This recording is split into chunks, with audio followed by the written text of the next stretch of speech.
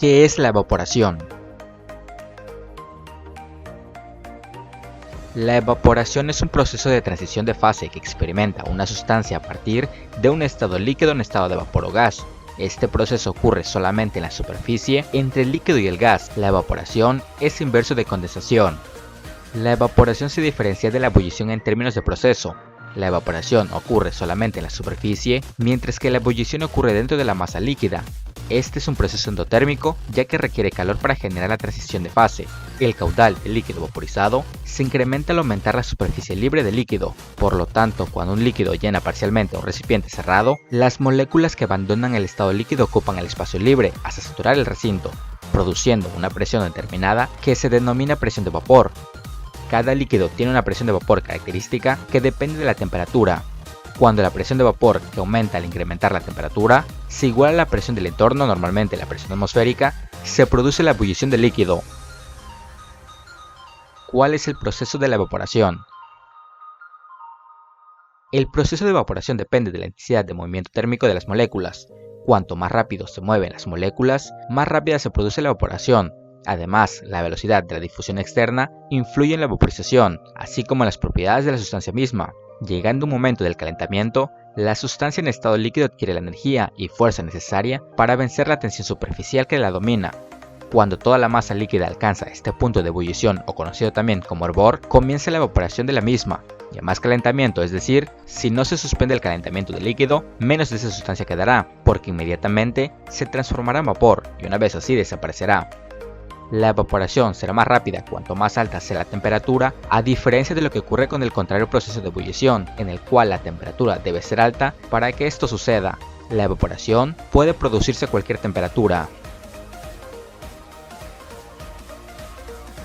Tipos de evaporación.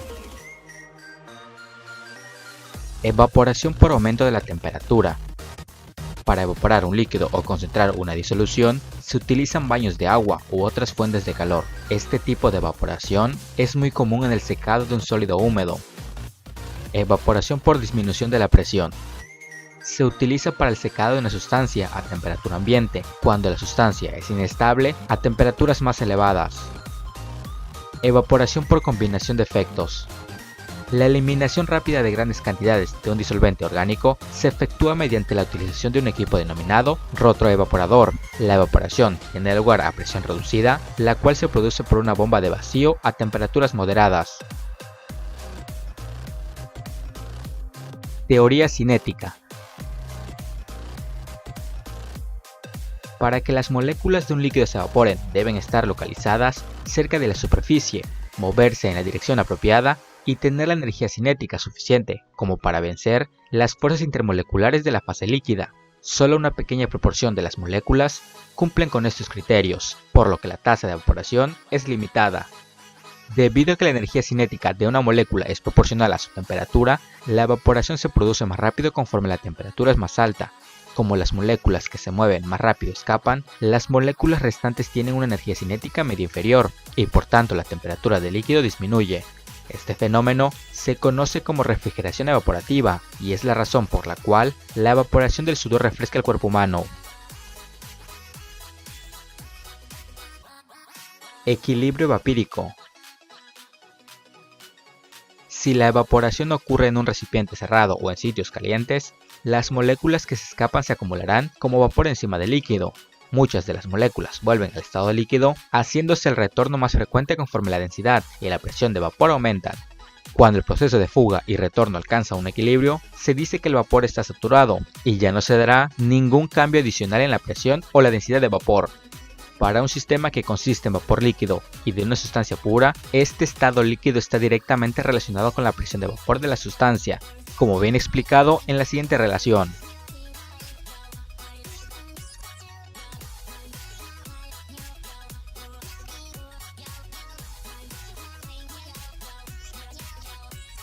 La tasa de evaporación de un sistema abierto está relacionada con la presión de vapor encontrada en un sistema cerrado. Si un líquido se calienta cuando la presión de vapor alcance la presión ambiental, el líquido hervirá. Factores que influyen en la tasa de evaporación. Concentración de otras sustancias en el aire. tasas de flujo de aire, concentración de otras sustancias en el líquido, temperatura de la sustancia, fuerzas intermoleculares, área superior y calentamiento. Importancia. En el ciclo del agua y a instancias del clima, la evaporación resultará ser un proceso muy importante, porque cuando el sol calienta una superficie de masa de agua, el líquido inmediatamente se evaporará y se transformará en nube, y al producirse la precipitación en forma de rocío, lluvia o nieve, el agua vuelve a la cuenca y se completará el ciclo. Otros aspectos atmosféricos, como puede ser el viento, también pueden incidir en este proceso. En tanto, dentro del proceso de evaporación nos podemos encontrar con el fenómeno de enfriamiento evaporativo, que se produce cuando las moléculas alcanzan una energía importante y comienzan a evaporarse, y la temperatura del líquido en cuestión se reduce considerablemente. Aplicaciones. Secado. Cuando la ropa se cuelga de un cordel, aunque la temperatura ambiental esté por debajo del punto de ebullición del agua, el agua se evaporará. Este proceso se acelera con factores como baja humedad, calor y viento. En un secador de ropa se hace pasar aire caliente por las prendas, permitiendo que el agua se evapore muy rápidamente. Combustión. Las gotitas de combustible se vaporizan cuando reciben calor, mezclándose con los gases calientes en la cámara de combustión. El calor también puede ser recibido por radiación de cualquier pared refractaria caliente de la cámara de combustión. Deposición de capas. Evaporando una sustancia y condensándola en un sustrato, es posible depositar capas delgadas. Determinación de la evaporación. La evaporación puede medirse de forma directa, desde pequeñas superficies de aguas naturales o artificiales, tales como tanques de evaporación, o mediante vaporímetros o lisímetros, los cuales poseen una superficie porosa embebida en agua y se ubican en condiciones tales que la medición es condicionada por las características meteorológicas de la atmósfera, tales como grado higrométrico, temperatura, insolación, viento, entre otros. Las tasas de evaporación observadas de esta forma pueden ser consideradas como máximas y permiten dar una buena aproximación del poder evaporante de la atmósfera. La aplicación de dichos valores máximos está en función de diversos coeficientes de reducción y la comparación de los resultados corregidos con los suministros por las fórmulas de evaporación, que permiten la deducción de los valores más probables de la tasa de evaporación aplicables a la superficie de interés. Ejemplos de evaporación. La ropa húmeda colocada a la intemperie se seca debido a la evaporación del agua. Los charcos que se forman tras la lluvia, que se evaporan una vez que sale el sol. La formación de las nubes, que se origina en la parte de evaporación del agua de mar. Las gotas de líquido en la parte interna de la tapa de una cacerola cuando se está cocinando, lo que se produce por la evaporación del agua en el recipiente. El derretimiento de un cubo de hielo a temperatura ambiente, ya que una vez que el agua se encuentra en estado líquido, comenzará a evaporarse. La evaporación de un vaso de alcohol o éter colocado a temperatura ambiente. Cuando se cocina el vapor, el agua se evapora y el vapor generado cocina los alimentos. El humo que sale de una taza caliente de té o café no es más que parte del líquido evaporándose. El vapor del agua liberado a gran presión del interior de una cacerola. La evaporación del agua salada del mar, que deja tras sí la sal marina.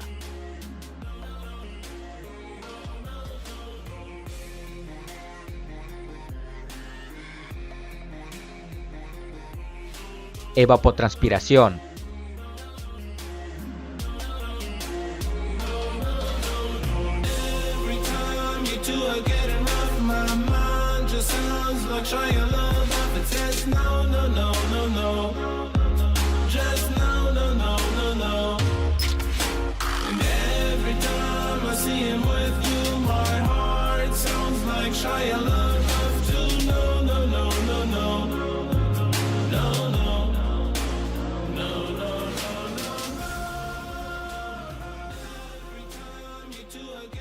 ¿Qué es la evapotranspiración? La evapotranspiración es la suma de la evaporación y la transpiración, fenómenos que se dan simultáneamente. La evaporación es el fenómeno físico en la que el agua pasa del líquido a vapor, y la transpiración es el fenómeno biológico por el que las plantas pierden agua de la atmósfera. toman agua del suelo a través de sus raíces y aprovechan una pequeña parte para su crecimiento y el resto lo transpiran. Por lo tanto, la evapotranspiración es el resultado del proceso por el cual el agua cambia de estado líquido a gaseoso directamente a través de las plantas y vuelve a la atmósfera en forma de vapor. Como son difíciles de medir por separado y además en la mayor parte de los casos lo que interesa es la cantidad total del agua que se pierde en la atmósfera, sea del modo que sea, se consideran conjuntamente bajo el concepto mixto de evapotransportación. Para el hidrólogo, el interés de la evapotranspiración se centra en la cuantificación de los recursos hídricos de una zona. La evapotranspiración se estudia principalmente en el campo de las ciencias agronómicas, donde se considera pensando en las necesidades hídricas de los cultivos para su correcto desarrollo. Las fórmulas y métodos que se utilizan para este campo de investigación son: déficit de escorrentía. Al realizar el balance hídrico de una cuenca, es frecuente disponer de datos de precipitación y de escorrentía. La diferencia P escorrentía total se denomina déficit de escorrentía, queriendo decir simplemente la precipitación que no ha generado escorrentía. Uso consultivo. Engloba lo evapotranspirado y el agua que la planta se queda para su crecimiento, que es proporcionalmente muy poca, por lo tanto, cuantitativamente, es un concepto equivalente a la evapotranspiración. La unidad de medida es el milímetro.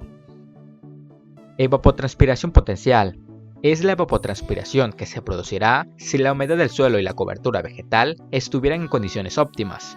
Por el contrario, la evapotranspiración real es la que se produce realmente en las condiciones existentes en cada caso. Como el concepto de evapotransportación potencial es difuso, ya que cada planta evapotranspira una cantidad de agua diferente, se ha establecido los siguientes conceptos. Evapotranspiración del cultivo de referencia. Se produciría en un campo de gramíneas de 12 centímetros de altura, sin falta de agua y con determinadas características aerodinámicas y de albedo.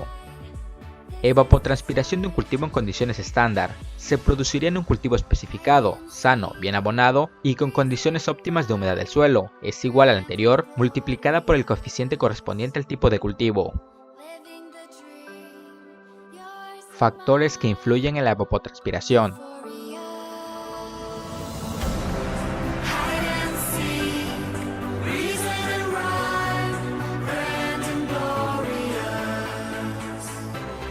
La evaporación depende del poder evaporante de la atmósfera, que a su vez depende de los siguientes factores: radiación solar, temperatura, humedad, presión atmosférica, viento. En la evaporación desde lámina de agua libre influye el poder evaporante de la atmósfera, la salinidad del agua, la temperatura del agua. La evaporación desde un suelo desnudo depende de el poder evaporante de la atmósfera, el tipo de suelo, el grado de humedad del suelo. Finalmente, la transpiración está en función de el poder evaporante de la atmósfera, el grado de humedad del suelo, el tipo de planta, variaciones estacionales y variaciones interanuales. Resumiendo, los siguientes factores los podemos agrupar de la siguiente manera: factores meteorológicos, factor del suelo, factor planta. Medida de la evapotranspiración. La evapotranspiración se mide mediante lisímetros, que consiste en un recipiente enterrado y cerrado lateralmente, de modo que el agua drenada por gravedad es recogida por un drenaje. En su construcción hay que ser muy cuidadosos de restituir el suelo, que se excavó en unas condiciones lo más similares posible a la que se encontraba. Próximo a él debe existir un pluviómetro. Se utilizan las siguientes ecuaciones para determinar la evapotranspiración real y potencial. En la primera se despeja la evapotranspiración de la siguiente ecuación, que expresa el balance hídrico en el lisímetro.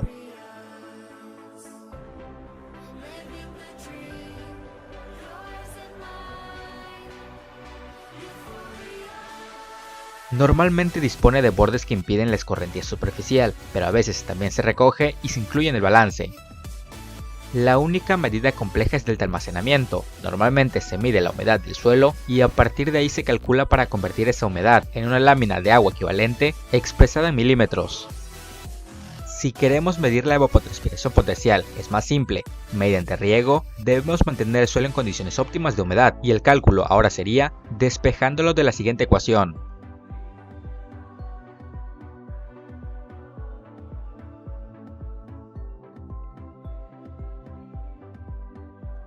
Un lisímetro es difícilmente representativo de toda la región. En ocasiones se establece el balance hídrico en una parcela experimental, en la que se miden precipitaciones, escorrentía superficial, variaciones de la humedad en el suelo, etc. Determinación experimental de la evapotranspiración. Evapotranspirómetro. Consta de un tanque que se ha llenado de tierra y sembrado con un cultivo que cubre completamente la superficie. Una sección de abastecimiento permite mantener en forma continua un plano freático alto, de modo tal que dicho suelo se puede suponer en las condiciones óptimas de humedad. El control del volumen de agua del tanque de abastecimiento permite determinar la evapotranspiración en función del tiempo. La estimada por este sistema es por lo tanto la evapotranspiración potencial. Lisímetro. Equivaldría a un evapotranspirómetro, cuya diferencia radica en la forma de abastecimiento y existencia de drenaje. En el lisímetro el agua se aplica por toda la superficie y se elimina por debajo. En el evapotranspirómetro asciende por capilaridad a la capa radical. En general son de mayor tamaño que los evaporímetros, pudiendo tener dos sistemas de control de humedad, por pesada o por diferencia de valores de volúmenes, incorporados y drenados. Parcelas de ensayo. Consisten en determinar la evapotranspiración directamente en condiciones de campo, controlando la disminución de contenido de humedad del suelo en la profundidad explorada por raíces, por lo cual se podrían utilizar métodos gravimétricos o radioactivos.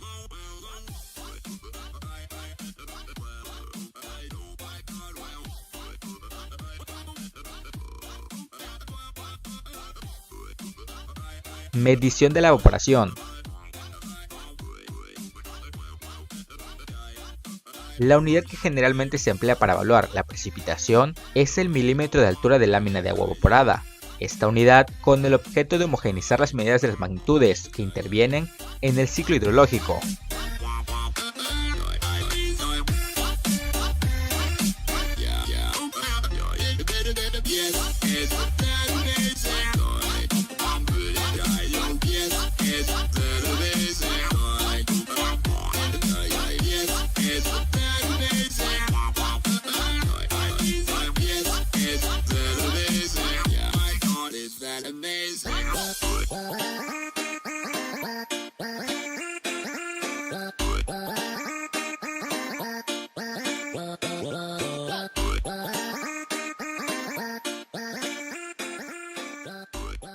Instrumentos. Evaporación de superficies de agua libre. Se mide con los evaporímetros, también conocidos como atmómetros. Tienen como principio común la medida del agua perdida por evaporación de un depósito de regulares dimensiones. Los distintos modelos se diferencian entre sí en tamaño, forma y ubicación en el terreno. Están concebidos para medir la evaporación en embalses o grandes lagos y en general se sitúan próximos a ellos. Generalmente de ellos se obtienen medidas superiores a lo que viene a ser la evaporación real, por lo que precisan de correcciones que dependen del modelo. Este es un evaporímetro, se conoce como evaporímetro PAM o bandeja tipo A, bueno, de las dos formas. Ahora, la idea de esto es medir cantidad de evaporación. La medición se hace todos los días a las 8 de la mañana y en este caso se hace mediante este tornillo micrométrico. Es un tornillo que tiene dos escalas. La escala que está en este vástago, la escala vertical, son los milímetros de agua equivalentes a los milímetros a lo que se mide en el pluviómetro. Y una escala acá que me arroja la décima de milímetro. Ahora, ¿cómo se hace la medición? Es sin sacarlo de ahí, Yo con este tornillo moleteado que tengo aquí, lo giro de tal forma que esta punta que se ve acá me quede enrasada con la superficie del agua. O sea, se supone que durante las últimas 24 horas evaporó, por lo tanto esta punta está a la vista, está sobre el nivel del agua. Tengo que hacer bajar esta puntita para que quede ras. Y una vez que ya logré, a buen ojo, ¿cierto?, que tenga buena vista, logré que quede enrasada, hago las lecturas, milímetros, décimo milímetro, y lo anoto. Con la lectura del día anterior, a la misma hora, a las 8 de la mañana, hago una resta aritmética y saco una diferencia. Y esa es la cantidad de milímetros de agua evaporada durante las últimas 24 horas.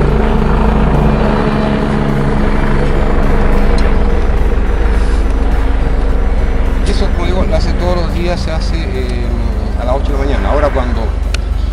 llueve, hay que hacer un proceso previo, en el sentido de que yo medí el agua caída en el pluviómetro, ¿cierto? Y eso tengo que restárselo a lo que yo medí. Y una vez que ya me resté esa cantidad, hago la resta de después con los valores del día anterior. Entre los tipos que existen está el tanque clase A, que consiste en un depósito cilíndrico de chapa galvanizada con un diámetro de 120 centímetros y 25.4 centímetros de altura, instalado sobre un enrejado de madera a unos 15 centímetros del suelo.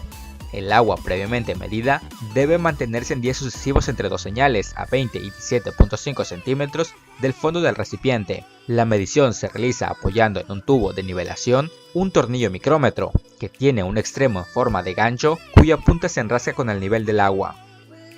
Tanque enterrado.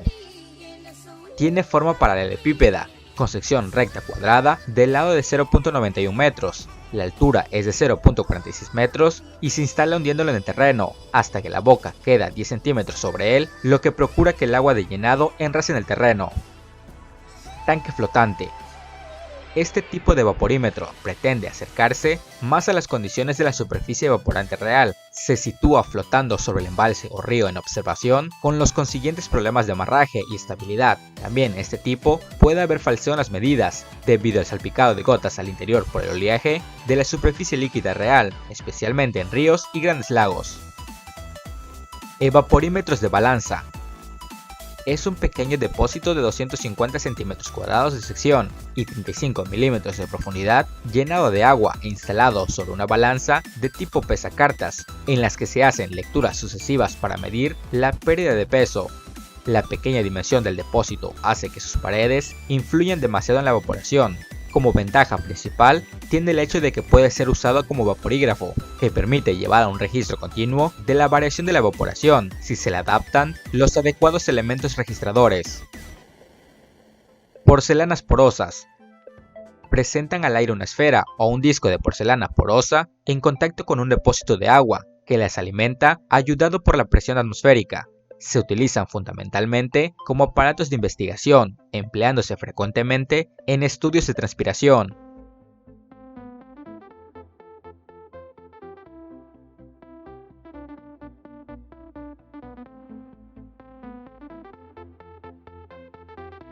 Uso consultivo del agua.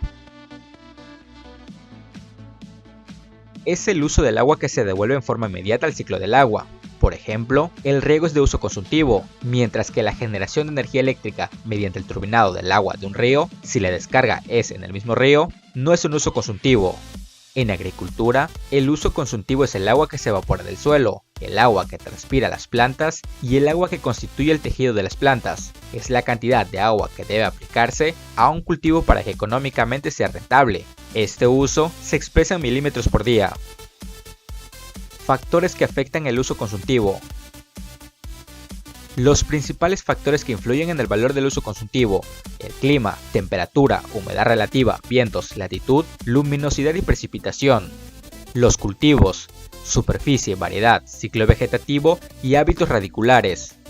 Agua: calidad y disponibilidad práctica de riego.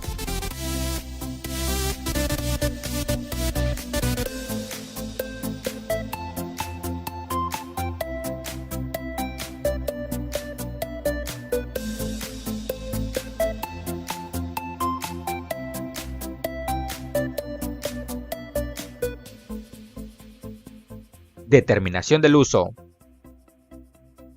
Uso doméstico. Es el uso para abastecimiento público. Incluye la totalidad del agua entregada a través de las redes de agua potable, las cuales abastecen a los usuarios domésticos, así como a las diversas industrias y servicios conectados a dichas redes.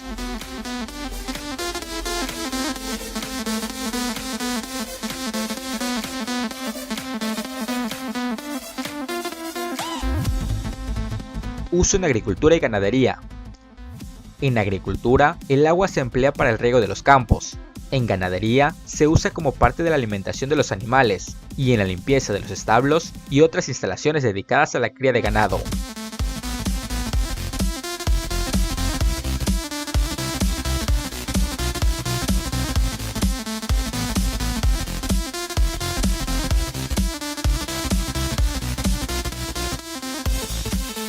Uso industrial. En este rubro se incluye la industria que toma el agua que requiere directamente de ríos, arroyos, lagos o acuíferos del país.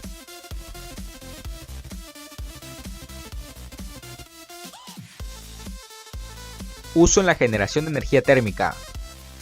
El agua incluida en este rubro se refiere a la utilizada en centrales de vapor duales, carboeléctricas, de ciclo combinado, de turbogás y de combustión interna. Grado de presión sobre el recurso. El porcentaje que representa el agua utilizada para usos consultivos respecto al agua renovable es un indicador del grado de presión que se ejerce sobre el recurso hídrico en el país, cuenca o región. Se considera que si el porcentaje es mayor al 40%, se ejerce una fuerte presión sobre el recurso.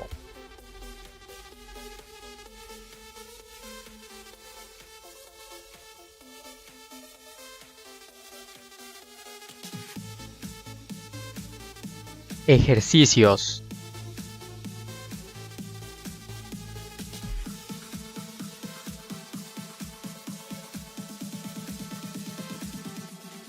Ejercicio 1. Cálculo de la evapotranspiración potencial. Paso 1. Se calcula un índice de calor mensual a partir de la temperatura media mensual. Paso 2. Se calcula el índice de calor anual, I mayúscula, sumando los 12 valores del índice de calor mensual. Paso 3. Se calcula la evapotranspiración potencial mensual, sin corregir, mediante la fórmula. Paso 4. Corrección para n días del mes y para n de horas del sol.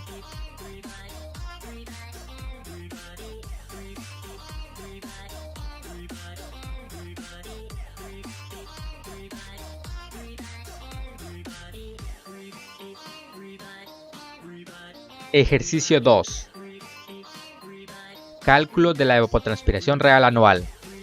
Son estimaciones del déficit de escorrentía, es decir, la parte de la precipitación que no produce escorrentía, si se trata de una cuenca cerrada y consideramos su balance hídrico a escala anual. El agua precipitada que no ha generado escorrentía debe haberse perdido por la evapotranspiración. Estas fórmulas fueron establecidas empíricamente comparando las precipitaciones y la escorrentía total de numerosas cuencas.